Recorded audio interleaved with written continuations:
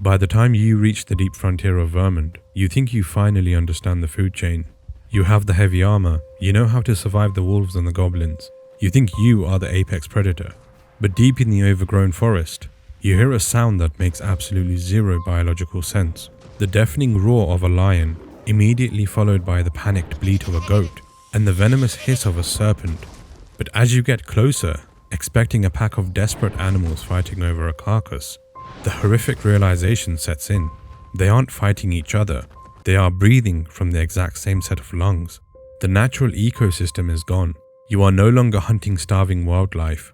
The world is now forcing you to walk through a graveyard of human arrogance, fighting the sick, biological atrocities left behind by dead sorcerers. When the Chimera finally steps into the light, your survival instinct screams that something is very wrong. This is not a predator crafted by nature. It is a fleshy, chaotic prison stitched together by a madman, a lion's torso, a goat grafted to its spine, and a venomous serpent acting as its tail. But the true horror of the Chimera is not its grotesque silhouette. It is the disgusting realization that these three creatures share a body, but they do not share a mind. This creature is in a constant state of internal panic. Watch it closely as it circles you in the brush. The three beasts possess independent, conflicting wills. When overwhelmed, they literally fight one another for control of the overarching body. It is a self-contained army, meticulously designed to eliminate every single biological weakness. The lion serves as the dominant physical core, roaring with enough concussive force to knock a fully armored knight flat into the soil. The serpent eliminates the rear blind spot entirely, spitting clouds of toxic miasma at anyone cowardly enough to strike from behind. And perched securely on the spine, the goat acts as arcane artillery. It mutters forbidden incantations, summoning spires of jagged ice and lightning to shatter your defensive line before the lion even lunges. To survive this abomination, you cannot simply swing your sword and hope for a clean kill. You have to climb the thrashing beast and brutally separate its autonomous parts. In other lands, veteran warriors will tell you to sever the serpent first to make the climb safe. But there is no right way to kill this beast. If you ignore the venom, scale the lion's flank, grip the coarse fur of the goat's neck, and bury your sword directly into its skull, when the blade finally shatters the goat's arcane mind, the creature's behavior violently mutates. Control of the body instantly transfers directly back to the lion. Enraged by the sudden dead weight rotting on its spine, the lion enters a blind, terrifying rampage. It thrashes wildly, charging at shadows until it eventually bleeds out in the mud. But the true cruelty of this world reveals itself if you manage to crush the lion first. If the dominant physical engine dies, the fragile goat assumes complete control of the carcass. The fearsome predator is instantly reduced to a terrified victim. It drags the colossal, lifeless bulk of the feline through the earth, frantically trying to pull itself away from you. It wildly casts spells over its shoulder, desperate final bid for survival. You walk up to the whimpering, exhausted creature and you silence it. You are putting an agonizing, cruel, failed experiment out of its misery. You leave the bleeding Chimera behind, seeking shelter in the forgotten ruins. But as you walk through the crumbling stone pillars, the ground begins to shake. The statues are awake. The golem is the ultimate proof that sorcerers of the past did not play God with biology. They built engines of war. And this machine is still blindly following guard orders for a master who turned to dust centuries ago. When it lumbers towards you, your first instinct is to fight it like any other monster. But when your heavy broadsword bounces off its leg, and your highest level magic does absolutely nothing, the panic sets in. You cannot bleed a stone. The only vulnerable points on this discarded construct are the glowing blue spell nodes holding its heavy clay joints together. Combat instantly shifts from a hunt into a desperate high-stakes rock climb. You have to wait for the colossal engine to lift its foot, shatter the battery on its soul, and then scramble up its vast back before it crushes you. But the arcane energy inside these ruins is highly unstable. The moment you shatter the glowing node, it panics. The remaining blue lights turn a violent boiling red. The slow lumbering giant vanishes. It is replaced by a hyper-fast, deeply aggressive terror that sweeps the battlefield with devastating speed.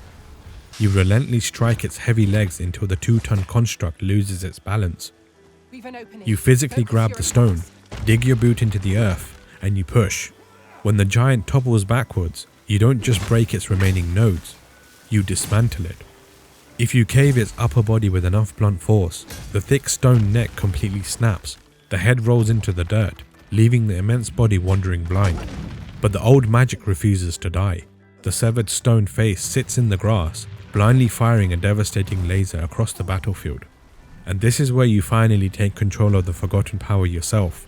You physically turn the stone face around, aiming the rotting spell directly back at its own body, melting the engine from the inside out. It is a brutal, exhausting victory, unless of course you wander too far south. If you push into the Agamemnon volcanic island, you will find machines that were left in the furnace for too long. Centuries of geothermal heat and ash have mutated their clay bodies, baking their nodes into a deep, volatile purple. You leave the dormant stone engines behind, only to discover the horrific truth of who built them. They are the men who refuse to die. They are the cursed spirits of holy men who dabbled in forbidden incantations and paid for their hypocrisy with their minds. Whites are the failures. They hide their rotting faces behind half masks, hovering just out of reach, frantically chanting about death bringing peace as they try to summon violent tornadoes. But the Lich is a volunteer. These are scholars who intentionally subjected themselves to dark rituals just so they could study the arcane for eternity. They do not scream, they do not panic. They command the battlefield in absolute eerie silence, casually dropping showers of flaming meteors. But to understand their true terrifying ambition, you have to travel to the harsh deserts of Batal. Imagine you have just survived a grueling, exhausting fight against a towering cyclops. You leave its immense bleeding carcass in the sand. The sun sets in. Under the cover of night, a floating figure descends from the sky. It wears mocking holy robes and heavy golden jewelry, but it doesn't even look at you. It hovers directly over the dead giant.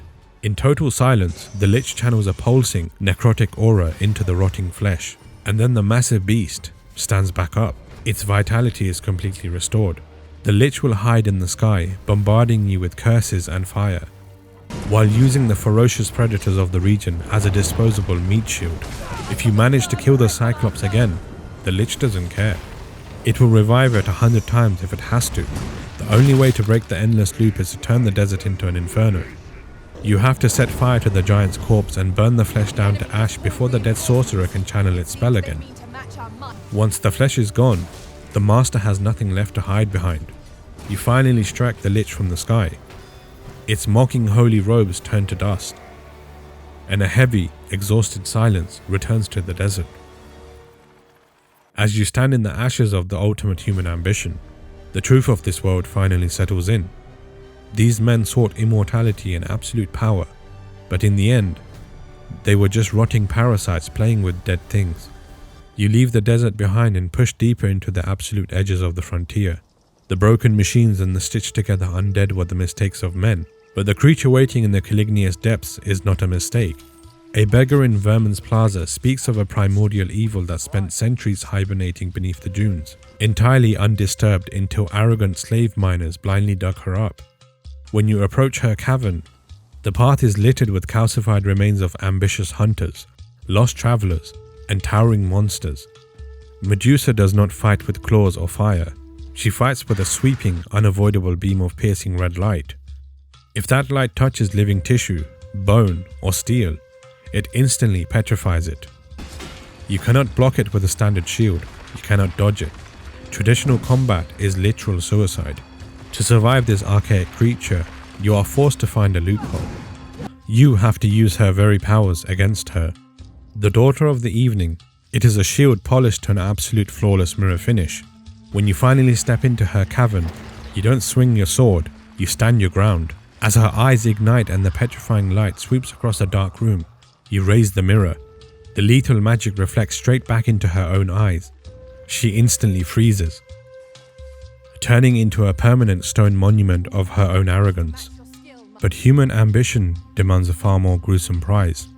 If you want to wield her ancient magic yourself, you have to decapitate her with one devastating, perfectly placed downward strike.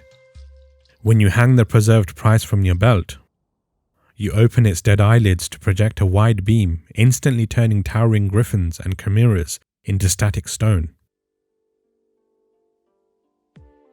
The stone giants are dead, the ancient myths lie petrified in the dark. But the moment you step out of the cavern, the horizon ignites into a blistering, apocalyptic crimson. You haven't conquered anything yet. The winged silhouette crashing down into the dirt isn't just another feral beast waiting to be slaughtered. It is a reflection of your own inevitable doom. This creature used to be human. It used to be an Arisen, burdened with the exact same destiny you carry right now, until its willpower finally broke. Cursed by the eternal cycle, its skin calcified into draconic scales, and its mind shattered under the weight of a god's punishment. The beast taunts you in flawless worm speech, mocking your fragile ambition and daring you to join its miserable existence. To survive this encounter, you have to tear it open. You endure earth-shattering shockwaves that rip the breath right out of your throat. You weave through blinding, catastrophic meteor storms that turn the battlefield into an inferno.